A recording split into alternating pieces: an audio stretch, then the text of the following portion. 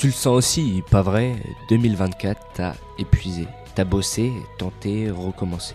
Et pourtant, t'as toujours ce goût amer, celui de ne pas être encore là où tu devrais déjà être. Et ce n'est pas parce que t'as pas voulu, c'est parce que t'as passé ton temps à te battre contre les mauvaises choses, à vouloir faire plus au lieu de faire juste, à suivre des méthodes, des conseils, des routines sans jamais comprendre ce qui, en silence, tirait les ficelles dans ta tête. Mais ça s'arrête maintenant. Parce que ce que tu vas voir ici, ce n'est pas une vidéo de motivation, c'est une démonstration, une masterclass taillée pour te faire comprendre comment fonctionnent vraiment les gens qui changent leur vie pour de bon. Tu vas apprendre à dire adieu à la flemme, à maîtriser ta concentration et à transformer ta discipline en quelque chose d'aussi naturel que respirer. Et surtout, tu vas comprendre pourquoi tu avais l'impression de tout faire bien et pourquoi ça ne marchait quand même pas. Mais écoute bien, parce qu'à la toute fin de cette masterclass, dans les 3 dernières minutes, tu vas découvrir le vrai blocage, celui qui t'empêche d'aller au bout de tes objectifs depuis des années,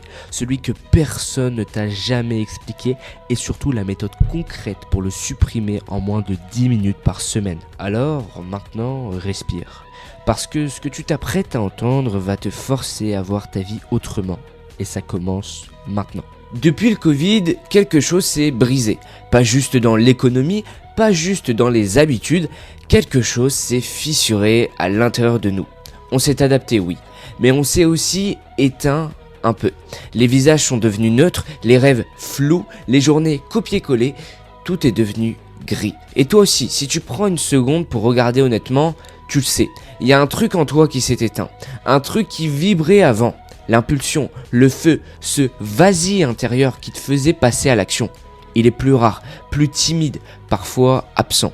Et pourtant, chaque année, on se raconte la même histoire. Cette fois, c'est bon, l'an prochain, c'est mon année.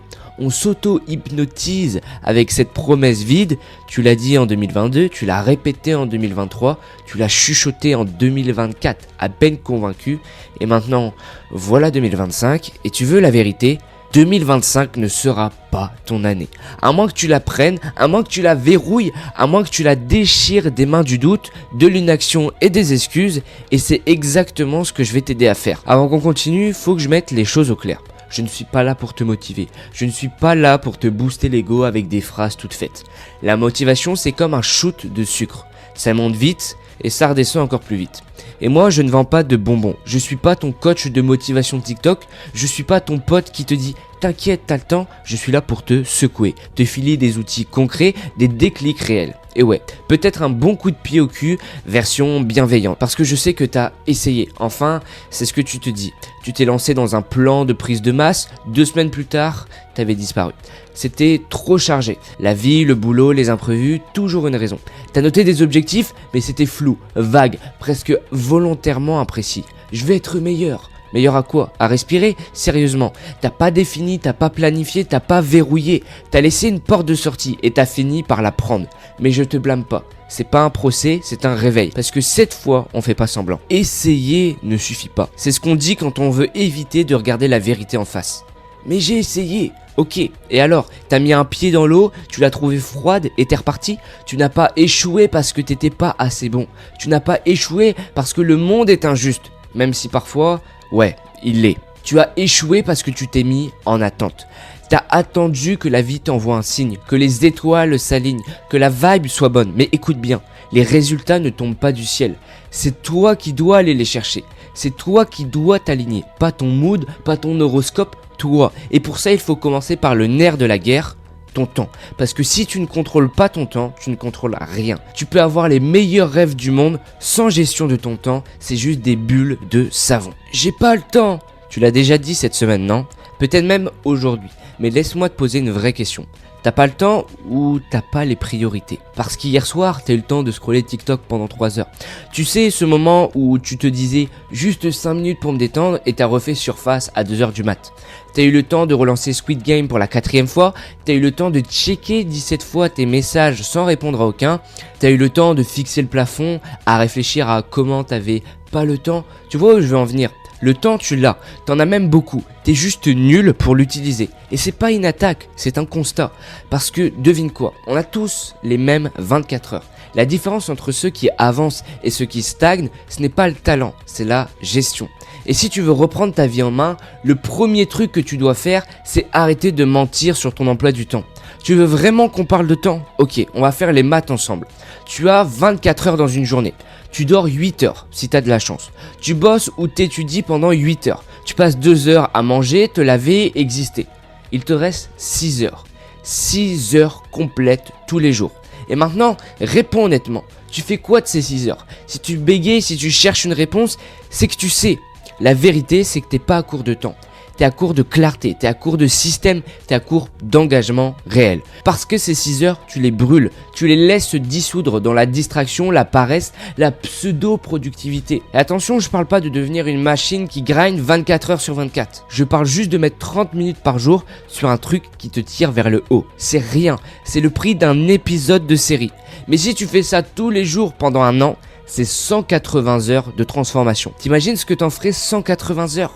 Une compétence, un business, un corps, une version de toi que t'as jamais connue. Et tout ce que t'as à faire, c'est cesser de dire j'ai pas le temps et commencer à l'utiliser.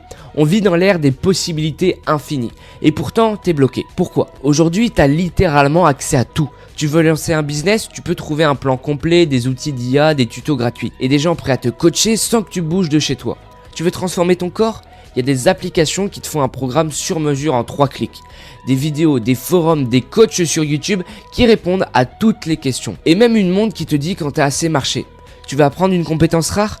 Design, codage, écriture, montage, marketing, langue étrangère, gestion du stress. Tout est accessible en illimité en ligne. Souvent gratuit, toujours à ta portée. Et toi, tu utilises ce téléphone, cet outil de pouvoir absolu pour scroller. Pourrir 10 secondes sur une vidéo et oublier pourquoi t'étais triste. Mais le pire, c'est pas que tu le fasses, c'est que tu le saches. Tu sais que tu pourrais utiliser ce téléphone pour progresser. Tu sais que t'es en train de gaspiller une décennie d'opportunités. Mais tu continues comme si c'était pas grave. Alors laisse-moi te le dire clairement. La technologie, c'est pas le problème. C'est ton comportement face à elle. Ton téléphone, c'est un outil.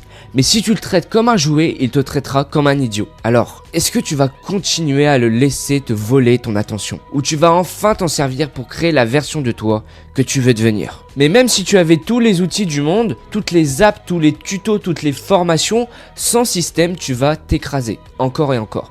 Les objectifs, c'est mignon. Je veux économiser, je veux me muscler, je veux être plus productif. C'est mignon sur un vision board, mais sur le terrain, c'est du vent. Parce que sans système, tes objectifs, c'est juste des souhaits. Et devine quoi? Les souhaits ne construisent rien. Tu veux économiser? Alors montre-moi ton tableau de suivi. Tu veux te muscler? Montre-moi les créneaux bloqués dans ton agenda. Tu veux être plus productif? Ouvre ton calendrier. Où sont tes plages de deep work? Tes priorités? Ton système de review hebdo? Tu crois vraiment que tu vas transformer ta vie en visualisant ton succès entre 2 scrolls Instagram? Les gens qui gagnent ne comptent pas sur la motivation. Ils ne s'attendent pas à avoir envie. Ils ont des systèmes qui tournent peu importe leur humeur, peu importe la fatigue, peu importe la météo, peu importe s'ils sont inspirés. Et ouais, c'est chiant, c'est pas sexy, c'est répétitif, c'est souvent solitaire. Mais c'est comme ça qu'on construit. Le grind, c'est pas les Lamborghini et les montres. Le vrai grind, c'est se lever quand t'as zéro énergie. Dire non quand tous tes potes te disent oui. Travailler quand personne ne regarde. Faire encore quand t'en peux plus. Et chaque fois que tu le fais, tu deviens un peu plus celui que tu veux être. Alors la question, c'est pas qu'est-ce que je veux faire de cette année, c'est quel système je vais construire pour que ça tienne. Et tu sais quoi? T'as de la putain de chance. T'es né dans l'époque la plus accessible de toute l'histoire humaine. Tu peux apprendre n'importe quoi, lancer n'importe quoi, créer, construire, développer, vendre, performer depuis ton salon avec un ordi à 300 balles, une connexion moyenne et un peu de volonté. T'as plus aucune excuse. Zéro. Pas de j'ai pas d'argent. Pas de j'ai pas les contacts. Pas de je suis pas né à Paris. Pas de j'y connais rien. Tout est là. Littéralement à portée de clic. Mais écoute bien, personne ne va venir te le servir sur un plateau. Aucune fée du succès, aucun mentor magique, aucune notification qui va changer ta vie à ta place. Tu vas devoir aller le chercher à la main, avec les tripes, avec la sueur. Et surtout, arrête de confondre inspiration et transformation. Regarder des vidéos YouTube sur la réussite ne fait pas de toi un bâtisseur. C'est pas parce que t'as maté 3 shorts de mecs en costard qui parlent de mindset que t'es en train de changer ta vie. C'est comme mater des tutos muscu et croire que t'as pris des pecs. Tu veux du muscle? Va à la salle, soulève, souffle, répète. Tu veux une vie puissante? Transpire dans l'ombre. Fais le taf que personne ne voit, celui dont personne ne parle. Le taf ingrat, répétitif, chiant, exigeant, mais qui te transforme. C'est pas en écoutant les autres parler que tu deviendras quelqu'un. C'est en faisant ce que les autres ne veulent pas faire. On t'a vendu une belle idée, le grand mythe de l'équilibre. Ce fantasme moderne où tu devrais tout gérer parfaitement. Ta santé, ton taf, tes projets, tes relations, ton bien-être, ton sommeil. Et pendant que tu y es, méditer, boire tes 3 litres d'eau et lire 20 pages par jour. LOL. Personne n'équilibre tout. Et ceux qui prétendent le faire mentent ou ils stagnent. Parce qu'on n'accomplit pas de grandes choses en équilibrant tout. On accomplit en priorisant. Et parfois, prioriser, ça veut dire sacrifier. Tu veux prendre ton année en main, alors accepte un truc fondamental. Tu ne pourras pas tout faire. Tu veux lancer ton business ? Prépare-toi à dire non à des soirées. Tu veux transformer ton corps ? Prépare-toi à réorganiser tes week-ends. Tu veux écrire ton livre, développer ton art, apprendre une nouvelle compétence ? Il va falloir couper ailleurs. Pas pour toujours, mais pour maintenant. Parce que tes objectifs, ils méritent pas une place dans les creux de ton planning. Ils méritent pas si j'ai pas le temps. Ils méritent pas 20 minutes à moitié concentrées à 23h30 entre 2 notifications. Ils méritent d'être au centre, pas à la marge. Et tant que tu t'accroches à cette illusion de tout équilibrer, tu resteras tiède. Et une vie tiède, ça ne construit rien, ça ne brûle rien, ça n'éclaire rien. Tu veux du changement ? Alors fais ce que les autres n'ont pas le courage de faire. Choisis, coupe, priorise et fonce. Tu as de grands rêves, des ambitions qui te font vibrer, mais à la fin de la journée, tu es tout le temps épuisé. Tu te dis « je commencerai demain », mais quand demain arrive, la même flemme t'attrape et t'empêche d'agir. Tu veux écrire ce livre, te remettre en forme, apprendre quelque chose de nouveau. Et pourtant, tu finis par scroller sur ton téléphone, regarder Netflix ou errer sur YouTube sans but précis. Ce n'est pas parce que tu es paresseux, pas du tout. C'est parce que ton cerveau fonctionne contre toi. La montagne à gravir te semble beaucoup trop grande, trop épuisante, trop lointaine. Alors, ton cerveau cherche la facilité et repousse tout ce qui semble difficile. La vérité, c'est que tu n'as pas un problème de motivation, mais un problème de perception. Imagine quelqu'un qui veut se remettre au sport après des années sans bouger. Il s'inscrit dans une salle, plein d'énergie, prêt à tout changer du jour au lendemain. Mais dès la première séance, il se retrouve épuisé, en sueur, incapable de terminer l'entraînement. Le lendemain, il a des courbatures insupportables et décide de faire une pause. Puis la pause se transforme en une semaine, puis un mois et il abandonne. Pourquoi ? Parce que dans sa tête, il voulait tout changer d'un coup. Il s'est fixé un objectif gigantesque et a essayé de sauter au sommet d'une montagne d'un seul bond, au lieu de commencer par une seule marche. Et ce schéma se répète dans toutes les sphères de ta vie. Tu veux apprendre une nouvelle langue, mais l'idée de mémoriser des centaines de mots te décourage. Tu veux créer ton business, mais le simple fait de penser à toutes les étapes te paralyse. Tu veux lire plus de livres, mais tu te dis « je n'ai pas le temps de lire 300 pages ». C'est là que ton cerveau active son mécanisme de défense. Il t'empêche d'agir. Mais bonne nouvelle, il existe une méthode ultra simple pour briser ce cercle vicieux. La paresse n'est pas une fatalité, c'est une habitude. Et les habitudes, ça se change. Si tu veux arrêter d'être paralysé, il suffit d'appliquer 3 étapes simples que je vais te donner dès maintenant. La première étape, c'est de rendre tout minuscule. Les grandes tâches font peur, donc tu vas les rétrécir. Tu veux écrire un livre, oublie les 200 pages, écris juste une phrase aujourd'hui. Tu veux apprendre la guitare, ne pense pas à jouer un morceau entier. Commence avec un seul accord. Tu veux courir chaque matin, ne te fixe pas 1 heure de sport. Enfile juste tes chaussures. Parce que la clé du succès, ce n'est pas la grandeur des actions que tu fais, c'est leur répétition. Chaque mini-action que tu fais aujourd'hui, c'est une brique de plus pour ton succès de demain. Ce n'est pas une simple théorie. Une étude publiée dans le Journal européen de la psychologie sociale a montré qu'il faut en moyenne 66 jours pour transformer une action en habitude. Donc, si tu commences tout petit, ton cerveau ne se sentira pas en danger et tu finiras par créer une routine ultra puissante. Le but n'est pas d'être parfait, mais d'être constant. La question que tu dois te poser maintenant, c'est quelle est la plus petite action que je peux faire aujourd'hui ? Et là, tu te demandes sûrement pourquoi est-ce que cette méthode fonctionne ? Parce qu'elle contourne le bug de ton cerveau. Une étude menée par l'université de Stanford a prouvé que notre cerveau a une capacité limitée de volonté. Chaque jour, nous devons faire des centaines de choix. Et plus nous en faisons, plus notre énergie mentale diminue. C'est pourquoi, en fin de journée, tu es épuisé et tu préfères regarder des vidéos plutôt que de travailler sur ton projet. Mais si tu enlèves le choix, tout devient plus simple. Imagine un instant. Si chaque matin, au lieu de décider est-ce que je vais courir aujourd'hui, tu enfiles directement tes baskets. Si chaque soir, au lieu de te demander est-ce que je lis un livre ou je regarde Netflix, tu poses un livre sur ton oreiller, tu n'auras même plus besoin de réfléchir parce que ton cerveau aura automatisé l'action. Et c'est exactement ce qu'utilisent les personnes les plus performantes du monde. Elon Musk, Steve Jobs, Bill Gates, tous avaient des routines ultra simples qui leur permettaient d'éviter la fatigue décisionnelle et de passer à l'action automatiquement. Ceux qui réussissent ne sont pas plus intelligents que toi, ils n'ont pas plus de talent, ils ont simplement compris un secret. Le succès ne vient pas d'une action monumentale, il vient d'une accumulation de petites actions quotidiennes.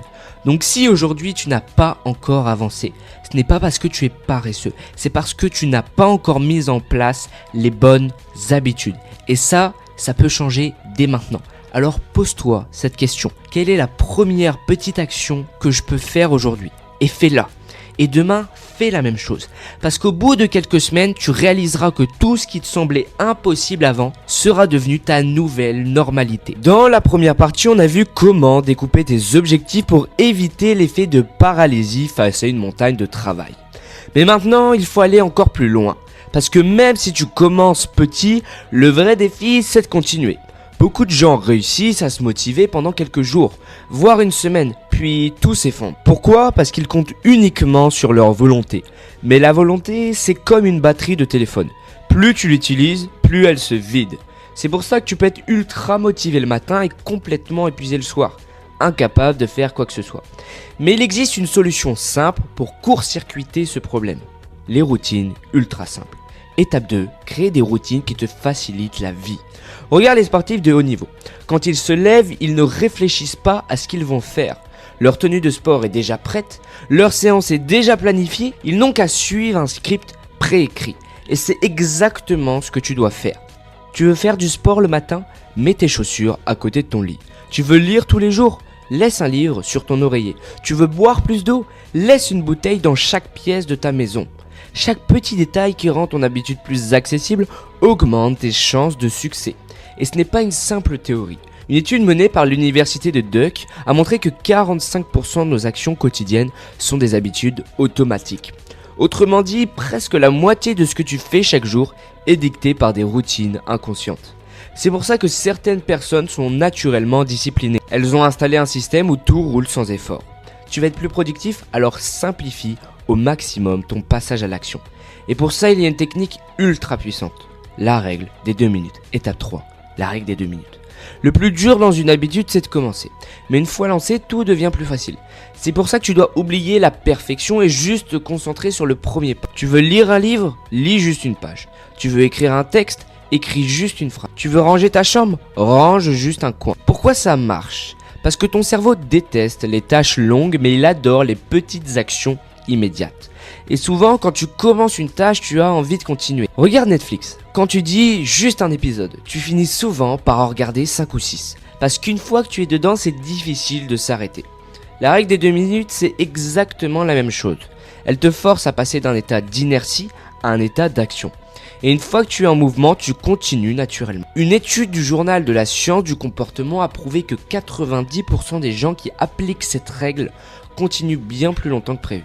Parce qu'une fois qu'ils ont commencé, ils veulent finir. La différence entre ceux qui réussissent et ceux qui stagnent, ce n'est pas le talent, ce n'est pas la chance. C'est la répétition des petites actions qui s'accumulent chaque jour. Pense aux écrivains. Ils ne rédigent pas un livre en une nuit. Ils écrivent chaque jour quelques lignes. Et au bout de quelques mois, leur livre est terminé. Pense aux athlètes. Ils ne deviennent pas champions en un entraînement. Ils s'entraînent un peu tous les jours et au bout de quelques années, ils dominent leur discipline. Ce n'est pas la quantité qui compte, mais la régularité. Que vas-tu faire aujourd'hui? Pour récapituler, rends tes tâches minuscules pour éviter l'effet de paralysie. Crée des routines ultra simples pour que ton cerveau n'ait plus à réfléchir et surtout utilise la règle des 2 minutes pour passer à l'action sans effort. C'est tout. N'attends pas le moment parfait, il n'arrivera jamais. Commence maintenant, même petit, même imparfait parce que c'est le premier pas qui compte. Il y a quelques années, j'ai commencé à remarquer un truc étrange dans mon quotidien.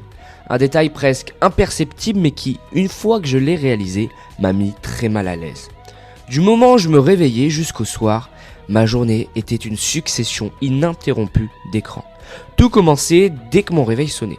Mais soyons honnêtes, ce n'était pas un réveil classique. C'était mon téléphone. Et comme un réflexe automatique, avant même d'avoir posé un pied au sol, j'étais déjà scotché à l'écran, scrollant sans but, entre des vidéos de cuisine sur Instagram, des tweets que j'avais oubliés en pleine nuit et des notifications que je pensais urgentes, mais qui en réalité ne l'étaient jamais. Ensuite, direction la cuisine. Mais là encore, impossible de simplement préparer mon café en silence. Pendant que mon omelette cuisait, mon iPad prenait le relais, diffusant une vidéo YouTube en fond sonore. Comme si je ne supportais pas une seule seconde d'inactivité mentale. Puis venait le moment de travailler, et évidemment encore un écran. Sauf que cette fois, il n'était pas seul.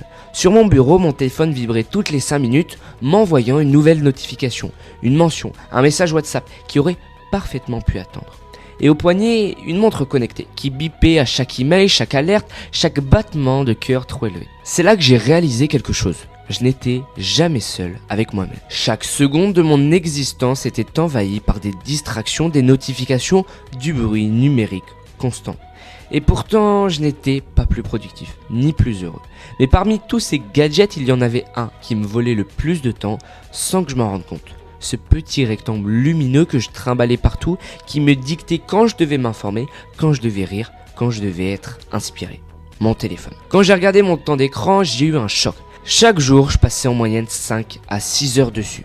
En un an, ça représentait 90 jours complets, presque un tiers de l'année envolé. Et là, j'ai pris une décision radicale, réduire mon usage du téléphone à 30 minutes par jour.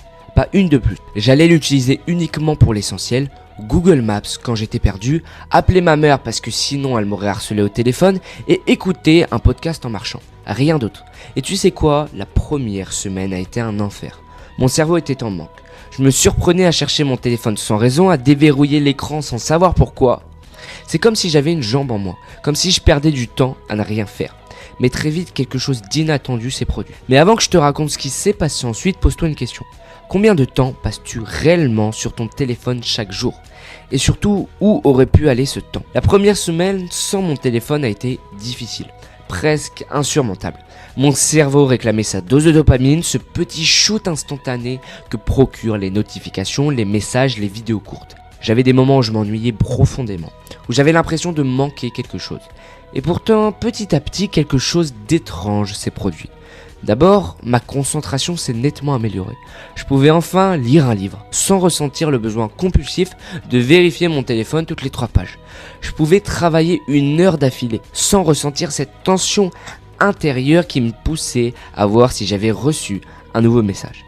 Pour la première fois depuis des années, mon cerveau était capable de se fixer sur une seule tâche, sans être interrompu par une alerte, une vibration ou une envie soudaine d'ouvrir YouTube. Ensuite, j'ai commencé à avoir plus d'idées, plus de clarté mentale. Tu sais, ces moments où tu es sous la douche et où soudainement tu trouves la solution parfaite à un problème qui te hantait depuis des jours. Eh bien, c'était ça en permanence. Comme si mon cerveau, enfin libéré du chaos numérique, retrouvait sa capacité à réfléchir profondément. Mais le plus surprenant, c'était ça. Je me sentais plus heureux. Pas une euphorie soudaine, pas un pic de bonheur artificiel, non. Un calme, une sérénité que je n'avais pas ressenti depuis longtemps. Un truc que la plupart d'entre nous ont oublié, le silence mental. À ce moment-là, j'ai voulu comprendre ce qui se passait vraiment dans mon cerveau. Pourquoi avais-je autant de mal à décrocher de mon téléphone?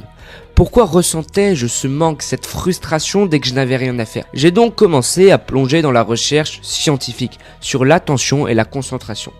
Et ce que j'ai découvert était effrayant. Quand on travaille devant un ordinateur avec notre téléphone à portée de main, on reste concentré en moyenne 40 secondes. Oui, 40 secondes avant d'être tenté de changer de tâche, de vérifier un onglet, de cliquer sur une notification.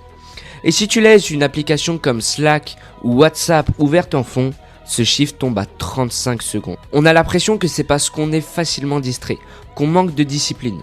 Mais en réalité, ce n'est pas de notre faute. Notre cerveau est programmé pour chercher la nouveauté. Et chaque notification, chaque email, chaque scroll nous procure un mini shoot de dopamine. Ce même neurotransmetteur qui est libéré quand on mange du chocolat, qu'on reçoit un compliment ou qu'on prend certaines drogues. Notre cerveau ne se contente plus d'être occupé. Il est devenu accro à la stimulation permanente. Et c'est là tout le problème. Quand tu es constamment surstimulé, ton cerveau n'a plus aucun espace pour réfléchir profondément. C'est pour ça que tes meilleures idées arrivent quand tu es sous la douche ou en marche, parce que dans ces moments-là, ton cerveau est enfin libre de vagabonder. À ce stade, j'avais compris le problème. Nous sommes constamment surstimulés. Notre cerveau ne supporte plus l'ennui et chaque micro-pause est immédiatement remplie par un écran, une notification, un scroll automatique sur Instagram. La vraie question c'était comment inverser la tendance ? Comment récupérer notre capacité de concentration et retrouver du contrôle sur notre attention ? J'ai donc testé plusieurs stratégies pendant plusieurs semaines et certaines ont totalement changé ma façon de fonctionner. Voici les 4 meilleures techniques que tu peux mettre en place dès aujourd'hui. La première, ça va être de réduire la friction avec la règle des 20 secondes. Le problème, ce n'est pas seulement la distraction, c'est à quel point il est facile d'être distrait. On a tous cette habitude de déverrouiller notre téléphone sans même y penser. Notre main le prend, notre pouce glisse sur l'écran et avant même d'avoir réalisé ce qu'on faisait, on est déjà en train de scroller sur TikTok ou YouTube. C'est là que la règle des 20 secondes entre en jeu.